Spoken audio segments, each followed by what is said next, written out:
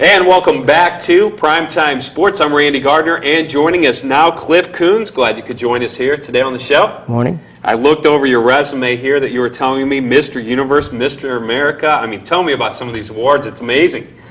I won the Mr. America last year, and the Mr. Universe, 93, and then the overall Masters Mr. Universe also last year. So it took me 20 years to win my first Mr. Universe, 30 years to win my second Mr. Universe, and then 30 years to win the Mr. America. So, talk to us about when you actually started the whole workout regime to get to where you are today. Okay, well, actually from 3rd grade to 8th grade, through grade school, I did gymnastics.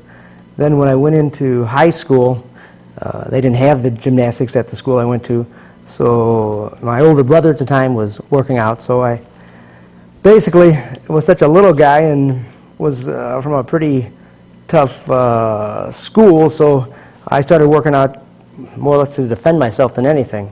But basically, if I'd say 3rd grade to 8th grade gymnastics, from 14, 44 now with the weights. Yeah. Now we see some pictures here. If you want to go ahead and hold those up for a second, we can get a good look at some of your awards here and maybe explain exactly what that award is. Okay, this is from last year when I won the Mr. America, then the overall Masters Mr. Universe. And this is also the same contest. This was just a few minutes afterwards, before I ate everything in sight. And this is just a small picture. This is just going back some years. I just wanted to basically show the degree of leanness you have to get to. Now, through the years, I've seen pictures like this on the front of magazines, but I've never seen anyone actually in person that is ripped like this. How much work does it take and dedication to get to look like this? Okay, well, because the contests that I get into, they're all drug tested. Okay, so it's all natural. Okay, everything is in slow motion compared to, say, people that might use drugs. For example, the last contest that I competed in this year, I actually dieted for 9.5 months. People that use different drugs, they'll get ready for a contest in 3 months, but when you don't, everything is in slow motion. You can accomplish anything without the drugs that you can with them. It just takes a lot longer. So basically, I had to monitor everything I ate and my fluid for 9.5 months, which the hard part about that is staying so focused. And it's not so much that it's easy for a person, it's just you just decide, the goal is worth the effort, which it is. Now, besides diet, a lot of time spent in the gym. Talk to us how much it took you at the beginning to get to where you were, and then you mentioned earlier about you kind of change your workout habits, and it takes a shorter time. Years ago, I used to train anywhere from 2 to 4 hours a day. I used to train extremely heavy and 3, 4, 5 minutes between sets, extremely heavy. Because at the time I thought that's what I needed to do, but then when I realized that with the bodybuilding, it's not so much how much weight you lift, because you're not powerlifting or Olympic lifting. What you're doing is you're trying to work the muscle at a level that it's not accustomed to. And then what happens is the body changes into a new body to protect itself. So what I've learned to do, instead of working out for 3, 4 hours at a time, I can take a lighter weight and isolate a specific area of the body. And I would just do, instead of saying do 4 or 5 sets on an exercise, I'll do 8 or 10, but with like a 5-10 second rest in between. So you start out and the weight it's easy for you, but then you do another set and another set. Then eventually that weight becomes heavy and the muscle doesn't realize what it weighs. It's not about the machine you use, it's not about how much weight's on the bar, it's how intense you're making the muscle work. Okay, does that make sense? Yeah, it does. Okay. I was just, the reason I say that is because it seems like there are a million books out there. Everybody has their own ways of doing things, Okay. but evidently yours Okay. works. Well, We know that. I'm glad you said that, because so many people want a quick fix, and it doesn't exist.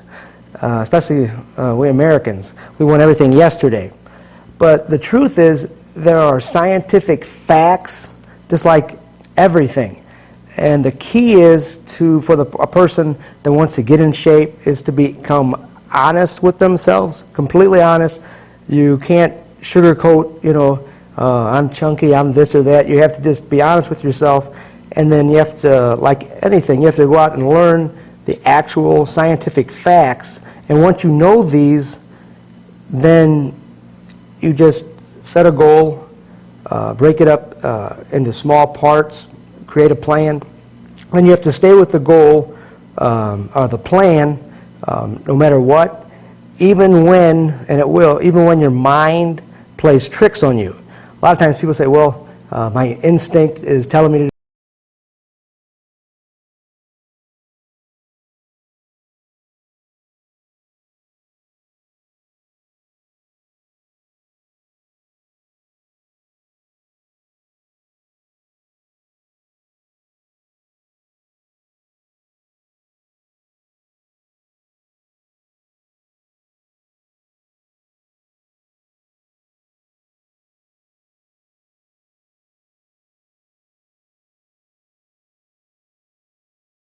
Around, doing a set of muscles every other day. Should you lift every day? Okay. That depends on what level the person's at. For example, if somebody comes in off the street, comes into the gym, and they want to start training, they've going from no workouts to, say they just do one set of an exercise for each part of their body.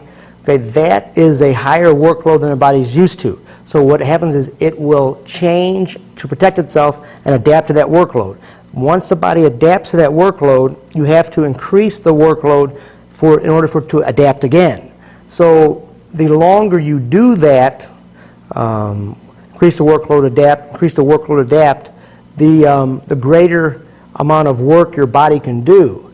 And what happens after a while is, if you did the whole body in one day, your volume would be so great you couldn't do it all. So that's when you have to break it up and then work out more often. So for example, someone like myself, I've been doing it for close to 31 years. So I keep going to levels, the workload gets so great you can't possibly do it in one day. The problem that most people, weight trainers, have is they want to skip workloads and skip phases, go from A to Z, and it just doesn't work like that. You can't force the body to go faster than it wants to. You just can't. You can't go from 3rd grade to 8th grade. It just won't work. Now, one thing that I really noticed that you said is be realistic. Mm-hmm. Back in college, playing college soccer, I was ripped. Mm-hmm. Six-pack, everything. Now, 15 years removed from that, Mm-hmm. I'm trying to get back into shape, but I guess I have to be realistic. I'm not going to be at that level I was when I was 20. Okay. Well, I'm glad you said it. Now, it's not so much about being realistic, I'm saying being honest with yourself. The truth is, it's not so much the limit on the body as it is on the person's mind. I trained a fellow get ready for the Air Force. He was going to work with the Navy SEAL people, and he was telling me that the boot camp that they had for those guys, they literally worked out from, say, 3:45 in the morning till 7 in the evening. Literally. He said that you couldn't possibly do it unless somebody made you do it. And what I'm getting at is that taught me that the human body can withstand much more than we think. The limitation is our mind. I tend to believe that nothing is impossible if you have the instructions and the discipline to accomplish it. But if you don't have the instructions, you have to go and find it. But like I said, I like to say, nothing good it comes easy, and it's true. What about cardiovascular workouts along with a muscle workout? Does it hurt each other? Well, actually, it's funny you say that.